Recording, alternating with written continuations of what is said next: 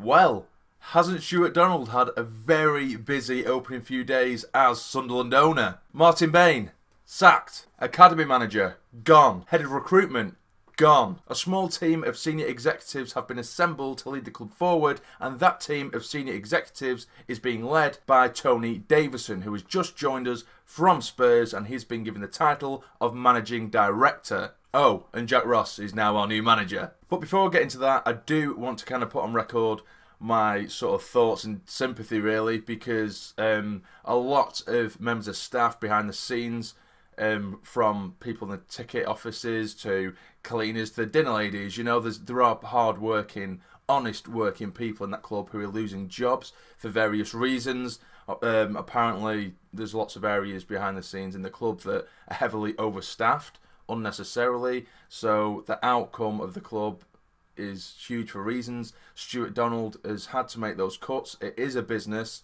so he's gone in, and I think it must be true because a lot of this is just reported, but a lot of it must be true because he's walked into the club, and to make those actions so quickly, he must have walked in and thought, what the hell have I been left here? There's too many people in the books. There's wages that don't need to be paid. We don't need half these people. But at the same time, I think to myself, you know, if we were in the Premier League or in the Championship even, we might have had the funding to afford these people to have A, B and C, you know, still at the club.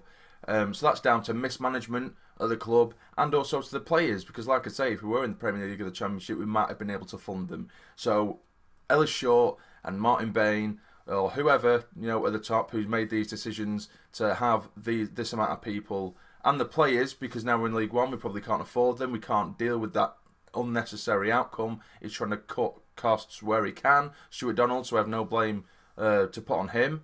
But a lot of people need to start taking responsibility for that, which is, it's mad. I don't wish anyone, I won't wish my worst enemy to lose the job, because I know how hard that can be, especially if you have a family, you have kids, and now they've lost their jobs. It's a shame that half those players that we've got now, they haven't lost their jobs. They've come to work.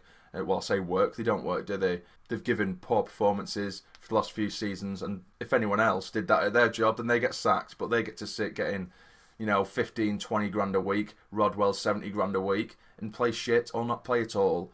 But a lot of people have lost their jobs, so, you know, my thoughts are with them, and, you know, good luck to them. It is sad, but Stuart Donald is doing the correct thing, and at the end of the day, it is business, and the business world is ruthless. But now onto what this video is about. We have appointed Jack Ross, which personally I'm very, very happy with. He's a young up-and-coming manager. He's done wonders at St Mirren. He's the Scottish Manager of the Year. He joined St Mirren. He had the original January transfer window. We took over them when they were relegation threatened quite badly. He had a brilliant January transfer window for them. He gutted that team out. He's brought youth through. He's worked with youngsters very well. He saved them from relegation. And then the following season, they won the league, which is incredible. It's absolutely fantastic. And that is the kind of manager we need. He's young and up and coming, which I like. I like that he's young. We haven't gone for a dinosaur. And it's someone who has been in a relatively similar position. He's got years ahead of him to improve different areas, but he's also done what we need. We need to gut out this squad.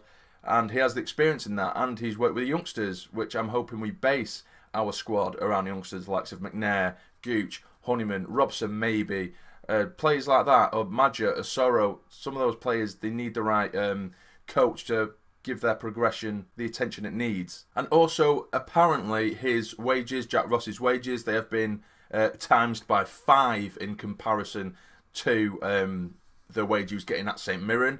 And I have seen Sunderland fans on, you know, social media, not too many, but there are a few, saying, you know, Stuart Donald, you said you're not going to pay over too much for signings or for managers or whatever, and you're going to try and cut costs, yet you're timesing this guy's wage by 5. Well, if you think about it, it's actually a bigger saving than you think. Martin Bain was on apparently, or reportedly, a 1.4 million a year contract. In comparison to Jack Ross, who is now apparently on a £250,000 a year wage, it's nothing. It's hardly scratched the surface, and he's an up-and-coming manager. He was wanted by the likes of Ipswich, who apparently as well, I'm going to say apparently a lot because a lot of this is reported, apparently, he was offered a much bigger wage from Ipswich. He's been offered bigger wages from teams in the Scottish Premier League, from different teams.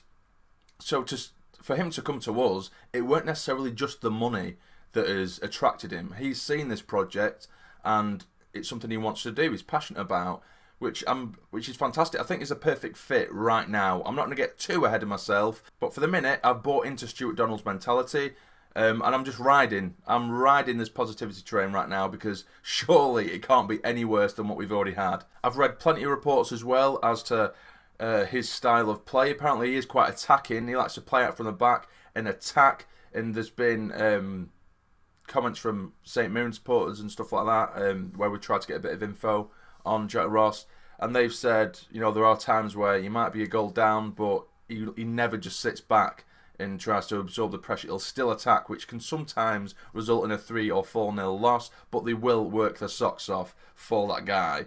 And I've said it in previous videos, if we lose 3 or 4-0 in a game, but I know that those players have put everything into that performance, then, you know, there's not much more they can do. There isn't.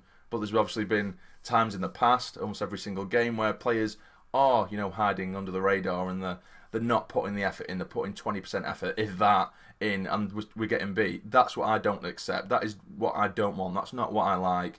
If players are running their asses off all game long and we still get battered, they can't do any more. The first job for Jack Ross is obviously to get into the club, meet the team, meet the squad, and get to know the squad and see it for what it is. The only reason one of the main reasons I wanted Chris Combs to come back is because he already knows, and he already said and sort of hinted in interviews, he already knew who was the bad eggs in the squad. And I think if new owners come in, I think the process would have been a lot quicker as to who needs to leave, who he thinks should stay. That's one of the main things, or one of the main reasons I wanted Chris Combs to come back. He would know what to do immediately when we got new owners in. Whereas Jack Ross, it's almost a clean slate, which is good, but he needs to come in and he needs to find out who are the bad eggs, because there's going to be no one there to necessarily tell him or point him in the right direction. So I'm hoping he does see through a lot of these players who haven't put the effort in, who aren't worthy to be at this club. I'm hoping that we do get the big wages out the club as soon as possible, the likes of Kone,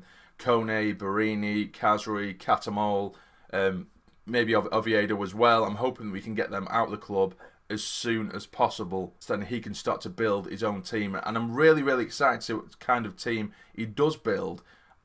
Even if he brings in 10 to 15 players who we've never heard of before, but they are young, driven, determined players who want to play football for the love of football, and they aren't work-shy players, then bring it on. I don't care. You know, I've said it on Instagram. You know, I'd rather have a player that's worth 250k but puts in 110% every game, even if he isn't the most technically gifted. I'd rather have that than a player who's worth 25 million but he can do a step over or two but don't really give a shit. So it is really exciting times, and I'm really happy. I'm fully on board with Stuart Donald, and he did say beforehand that he was going to make some pretty big decisions early on, and he has done it, and every single one I'm behind. So I'm happy with the work he's done so far. He is going to Monaco this weekend, I think it was, to meet another potential investor in the club, which, again, that's quite exciting to see what happens from there. He's working his arse off, that man. He really is working his arse off, and I love that, and he's constantly tweeting and responding to different things, which is good, because before Jack Ross was officially named as the manager, it was the suspense was ridiculous. For 2 days he was basically just saying he's going to get announced tomorrow, then he's going to get announced tomorrow, and he eventually did. But there was a lot of reporters on Twitter saying things like St Mirren aren't happy with the way Sunderland have dealt with this, but at the time Sunderland hadn't made one comment about Jack Ross, not one. They hadn't done anything. It was Sky Sports who released an early report saying that Jack Ross is going to be named Sunderland boss. Sunderland haven't said anything. All the papers were going to say it. Sky Sports, I think, jumped the gun a little bit, basically saying that he'd already signed when nothing was announced from Sunderland. And Stuart Donald was just responding to each of the reporters, and he was just rinsing them. Not bad-mouthing, but just in the most calm way, just saying, you know, I'm calm, I don't know what's going on. Shut your mouth. Obviously not words to that extent, but it was. He may as well have said that. And I'm loving that. I'm loving his connection with the fans already. And I'm hoping Jack Ross can get on board and do exactly the same thing. So yeah, I'm absolutely buzzing with Jack Ross. Obviously I do have my reservations for the owners and for Jack Ross, because a game hasn't been played, a football hasn't been kicked yet, a transfer hasn't been made yet. but I can't wait to see the change in the club. And I really, really wish that Sunderland fans would get on board as well. A good chunk of us are now turning this into a massive positive. But obviously, and understandably, there are people with reservations who are still almost turning everything into a negative. Jack Ross got appointed, and there's people who are sour that it wasn't Kevin Phillips or it wasn't Roy Keane, and already saying that Stuart Donald doesn't know what he's doing. And just come on, guys, it can't get any worse. It can't get any worse. Let's just turn this around. Let's just go with it, see what happens, and hopefully we'll be back where we belong in the next few years. But anyway, if you have enjoyed the video, hit the like button and subscribe and all that nonsense. But for now, you take care and stay jamming.